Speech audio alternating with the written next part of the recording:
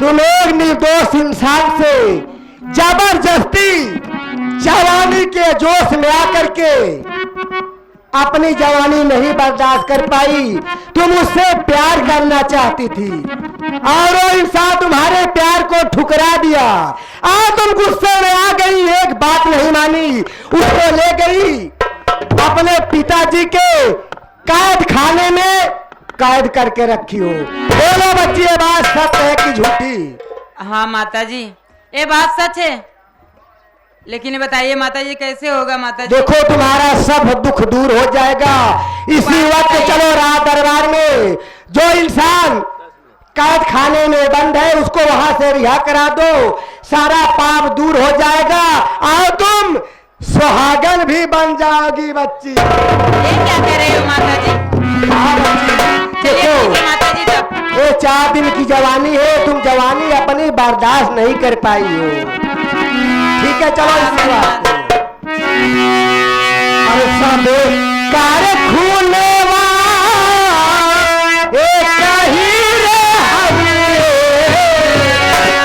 सब कार खूने एक ही रे हवे धारा मावा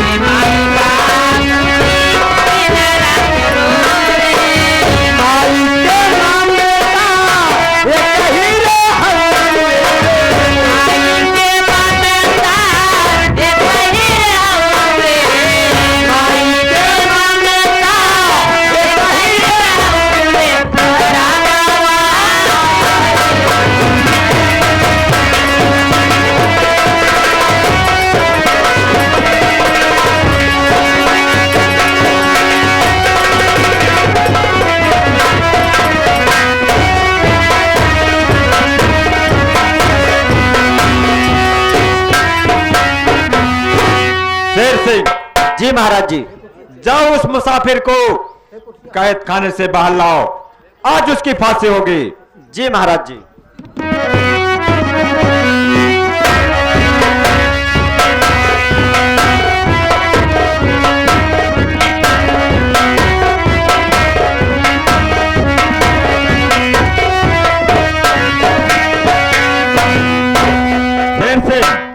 जी महाराज। इसे फांसी के तख्ते पर चढ़ाओ। जैसी आज्ञा हो महाराज।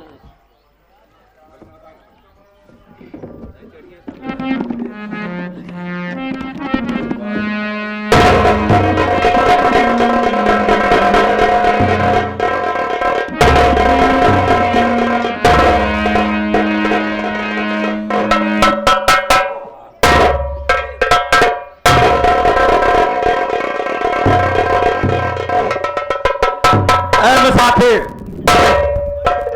आज तुम्हारी फांसी हो जाएगी, तुम्हारी अंतिम इच्छा पूरी की जाएगी। तुम किसी से मिलना चाहते हो या खाना चाहते हो या कुछ कहना चाहते हो? समय सिर्फ 5 मिनट। सर, मैं किसी से मिलना चाहता हूँ, न खाना चाहता हूँ, न पीना चाहता हूँ, सिर्फ भगवान से प्रार्थना करना चाहता हूँ। हाँ, हमारे माने शंकर लाल पटेल जी, ये हमारे पुत्री लाल के काम पे खुश होकर ये भाई साहब 21 रुपए की इनाम दे रहे हैं। ये सीन देखते हुए हमारी पार्टी स्वागत करती है। धन्यवाद।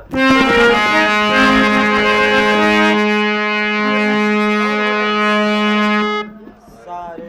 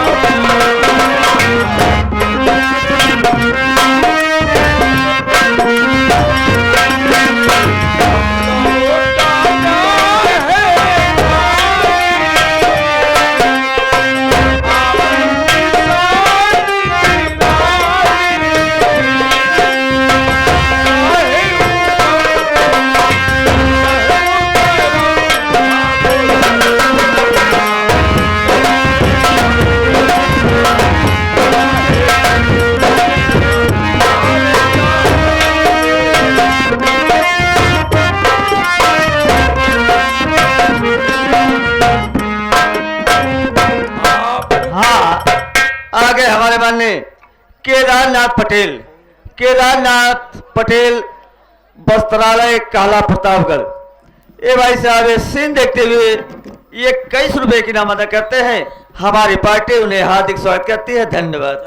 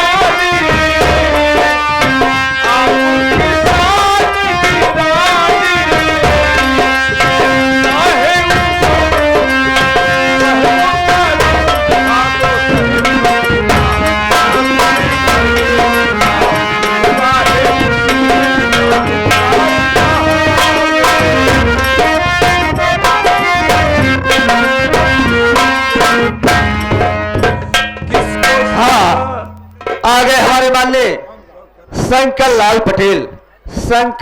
पटेल रामलीला कमेटी के अध्यक्ष शंकर लाल की बुआ मऊ अहमद आई हुई है। उनके तरफ से ये 21 रुपए की इनाम आया हुआ है। हमारी पार्टी हार्दिक स्वागत करती है। धन्यवाद।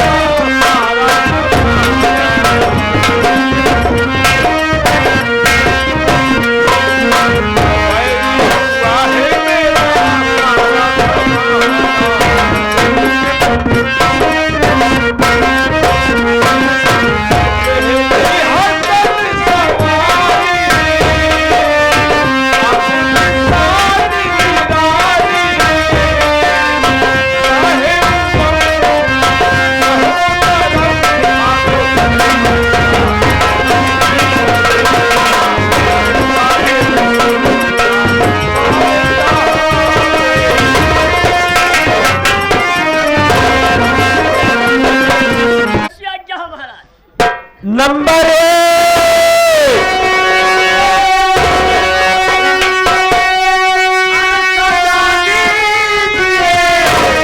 आप सर पे न मिलिए महाराज, वरना इस पाप पिटाया अरे भोगे सजा, न्याय की जय समझकर महाराज।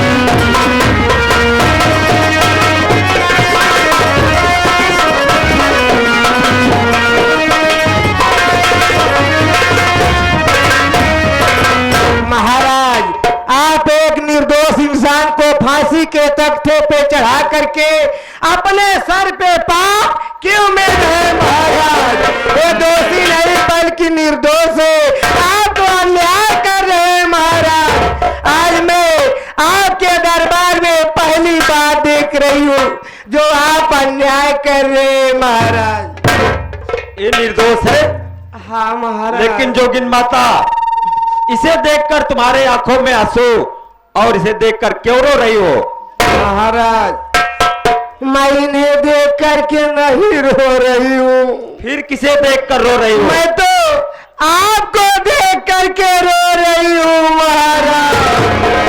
देखकर? हाँ मुझे क्या हुआ है जो मुझे देखकर रो रही हो? महाराज आप अगर इस निर्दोष इंसान की फांसी देते हैं तो आज के तीसरे दिन आपकी मृत्यु हो जाएगी। महाराज जो भी माता बिल्कुल सत्य कह रही हैं। अगर आज इस निर्दोष की फांसी देते हैं तो आज के तीसरे दिन आपकी मृत्यु हो जाएगी। नारायण नारायण। शेर सिंह,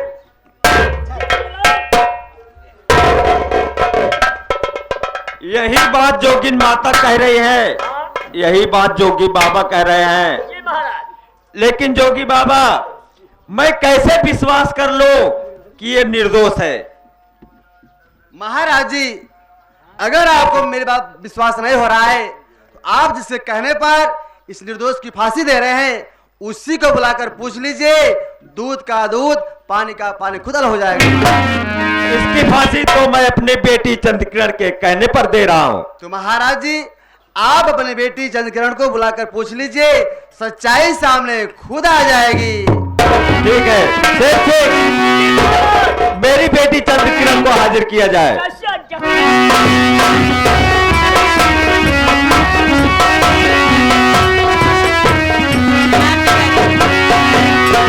बेटी चंद्रकिरण, तुम तो जानती हो मेरे राज्य में न्याय हुआ है, अन्याय नहीं हुआ है।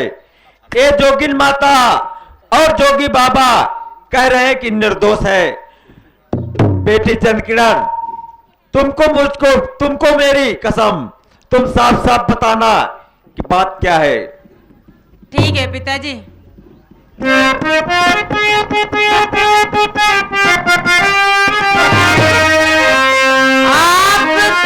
पाँव पड़ती पिता इस घड़ी,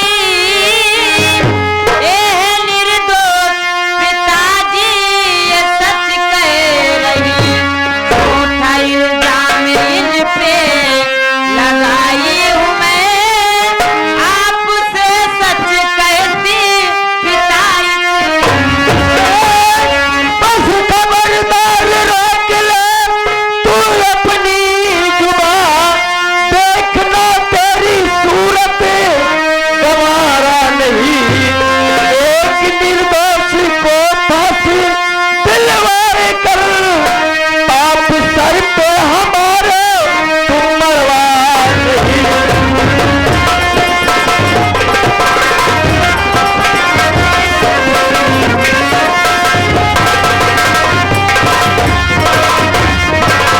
खबरदार, मेरे नजर के सामने से दूर हो जा। आज एक निर्दोष को फांसी दिलाकर मेरे सर पर पाप पड़ा रही है। महाराज जी आप इस तरह अपनी बेटी को खामखा क्यों डांट रहे हैं? इसमें इस बेचारी का क्या दोष है महाराज जी? फिर किसका दोष है? महाराज जी दोष तो सारा आपका है। मेरा दोष? मेरा क्या दोष है? महाराज जी शायद आपको इतना भी पता नहीं है कि आप एक राज्य के मालिक हैं। आपको महाराज जी आपकी बेटी सयानी हो गई है। अगर आप एक अच्छा सा लड़का देखकर शादी कर दिए होते तो आज का दिन देखना नहीं पड़ता महाराज जी। शेर सिंह, अगर बाबा जी आज नहीं आए होते हाँ तो मेरे हाथ से बहुत बड़ा पाप हो जाता। जी महाराज। इसे फांसी के तख्त से सर नीचे उतारो। कैसी आज्ञा हो महाराज। शेर सिंह, शेर सिंह, जी महाराज। जोगिन माता को और जोगी बाबा को ले चलो महल। इन्हें नहलाओ धुलाओ, अच्छा अच्छा खाना देना और इनसे अच्छी अच्छी शिक्षा लेना। इन्हें 1-2-3 महीने रखो फिर जाने देना। कैसी आज्ञा हो महाराज। ठीक है, मैं महल चलता हूँ। चलिए।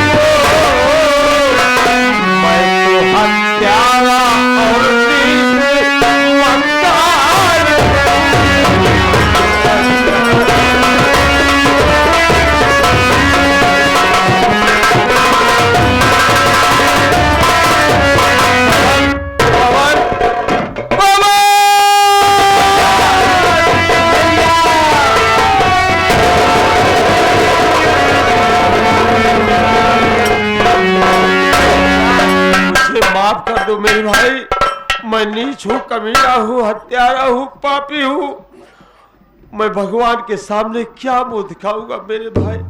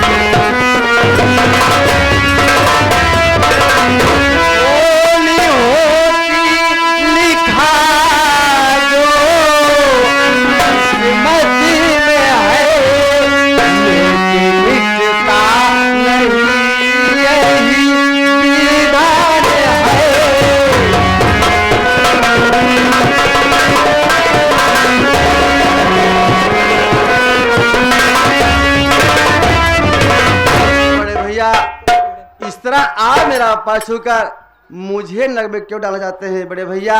इसमें आपका कोई दोष नहीं बड़े भैया। आप भी किसी के बहकावे में आ गए, लेकिन आपकी इतनी गलती जरूर है। आपको उस हरामी की बात मानने से पहले आपको मेरे प्रति बड़े भैया सोचना चाहिए था कि आखिर मेरा मुन्ना कैसा है। आखिर उसने तो वह व्यवहार मेरे साथ किया है, शायद कोई भाई किसी के साथ किया हो।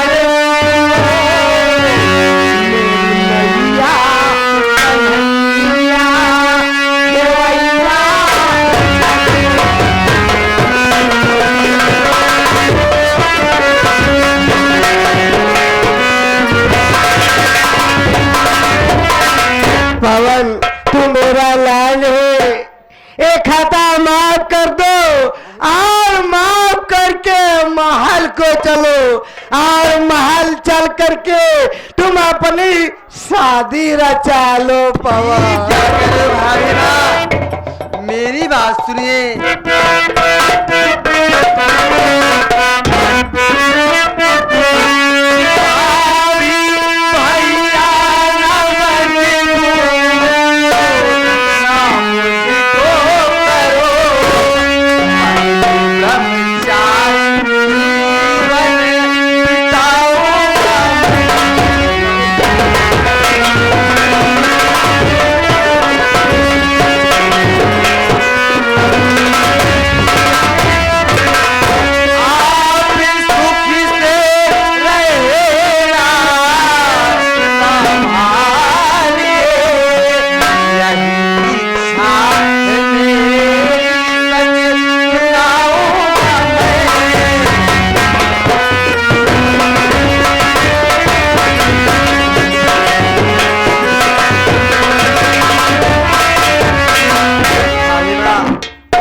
शादी की बात कह रही है भाभी माँ। मैं तो बहुत पहले आपसे कह चुका था कि मैं जिंदगी में कभी शादी नहीं करूंगा, बल्कि ब्रह्मचारी बनकर अपना जीवन बिताऊंगा। फिर आप मेरी शादी की फिक्र क्यों कर रही हैं भाभी माँ? मगर बात ठीक करे हो, मानते तुम शादी नहीं करोगे, ब्रह्मचारी बनकर के अपना जीवन बिता दोगे।